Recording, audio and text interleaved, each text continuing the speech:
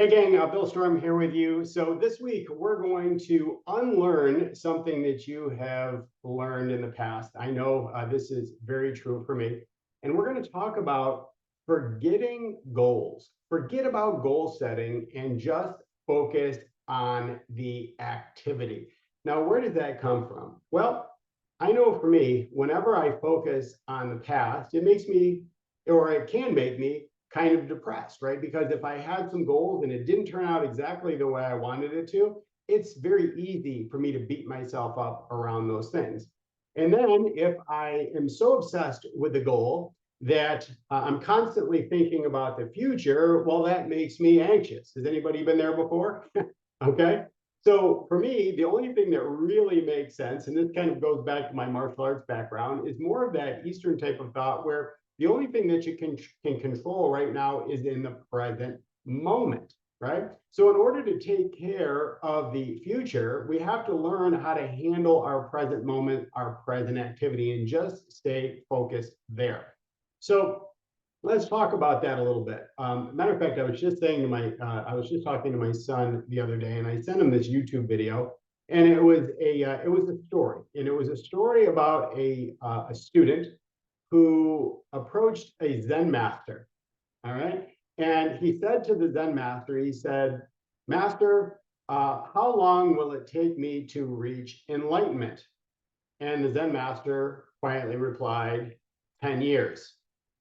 Now, this particular student he was an A-type personality, right? He wanted to achieve things fast. He had a goal in his mind. He didn't want to wait 10 years to make it happen. He wanted it now. So he said, Master, what will happen if I work twice as hard as everyone else? If I put in a lot of effort, if I work day and night to achieve enlightenment, how long will it take? And the Zen master took a moment and then quietly replied, 20 years. So of course, the student, that didn't make any logical sense in that student's mind. He's like, wait, that doesn't make any sense. He says, no, master, you don't understand. I'm willing to put in so much more effort than everyone else. I am not lazy. I will study and I will practice and I will do all of the things that you tell me to do. I will be your best student ever. So if I do all of those things, how long then will it take me to reach enlightenment? And of course, the Zen master took the pause and replied, 30 years, right? And I love that story because sometimes that's what we do. We get ourselves into a frenzy and we're so focused, right? We're so focused on the goal that we forget that the goal or the achievement of the outcome that we want will happen if we just focus on the present activity that we need to do. Success is just a continuation. It's a series of habits that are repeated daily. Right? So the moral of the story went like this. The Zen master looked at the student and he said, student, you see, if you have one eye on the goal, you only have one eye left to see the path. And I just love that. I just thought that was so terrific. So I started thinking about different things that have happened in my life and how that same thing applies. So it got me thinking. I've been training in the martial arts pretty much my entire life. And for the past 14 years, I've been training in the art of jiu-jitsu, which jiu-jitsu is very, very difficult, especially I'm 53, almost 54 years young at this point in time. And it is very, very difficult on an older athlete's body. But I really enjoy it because it gives me a challenge. It keeps me in shape. And it's one of those things that actually keeps me in the now. It keeps me in the present moment. Well, why? Well, because there's in jiu-jitsu, there's no escape. You are body to body with somebody. You are in conflict with somebody, and you don't have any time to think. You can't think about the mechanics of what you're going to do, because if you're thinking about the mechanics of what you're going to do, you've already lost. So you have to be very, very present in the moment. And it's one of those few times where when I get out there on the mat and I'm rolling, that's what we call it, rolling. It's basically when you are engaged in active practice with your training partners, you literally cannot think about anything else. You are in the moment. So the interesting thing is, over the years, I've had people say to me, Bill, how do you get good at this, right? How long is it going to take me to become a black belt? And so you can see what happens here. This person is thinking in their mind, how long is it going to take me to get the outcome? How long is it going to take me to get this black piece of cloth that goes around your waist? So they're so focused on the achievement or the attainment of this thing that they're forgetting, in order to attain the thing, in order to get the outcome of the thing, they have to become the kind of person. They have to develop the skills, they have to develop the conditioning, and they have to get past the point of where things are mechanical, and they have to get to the point of where things just naturally flow. They no longer have to think about this.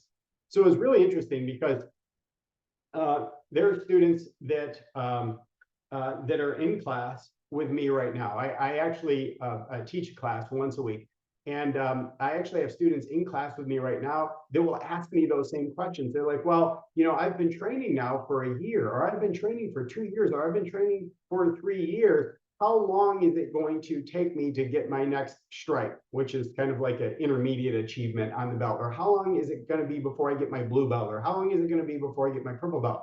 So they're completely missing the point. They're so focused on the outcome. They have one eye on that outcome so strongly that they're forgetting that if they just did the activity, if they just showed up for class every single day, they would become that. Now, the great thing about jiu-jitsu is it calls out the people who haven't put in the work, right? You can't rush it. If you try to push it and you try to you try to use that piece of cloth around your belt as a way for recognition or to feed your ego, you will quickly be humbled on the mat when you run into somebody who is possibly a lower belt than you, that hand you a whooping, if you want to call it that, right?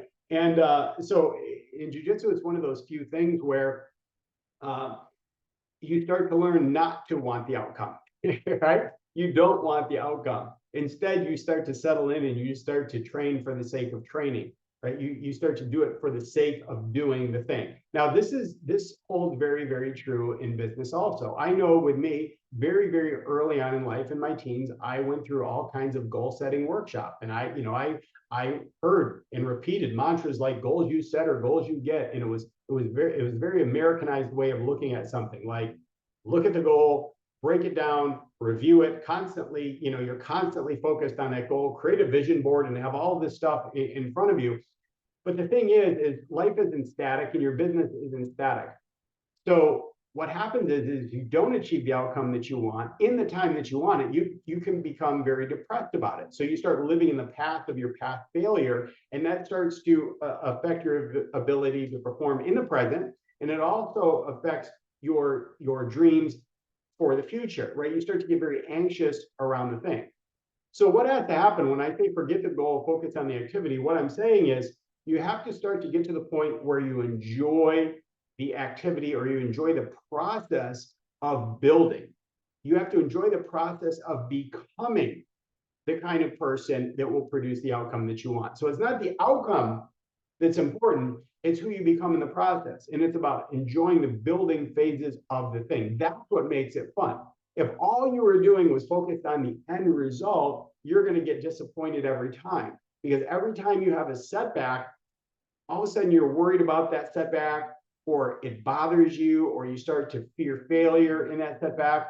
But if you're enjoying the process of building something and something doesn't work, you're like, aha, right? I need to adjust something here. I have a learning opportunity right here. And if I just make that little adjustment here, now I can continue to build and build and build. And then it just automatically happens.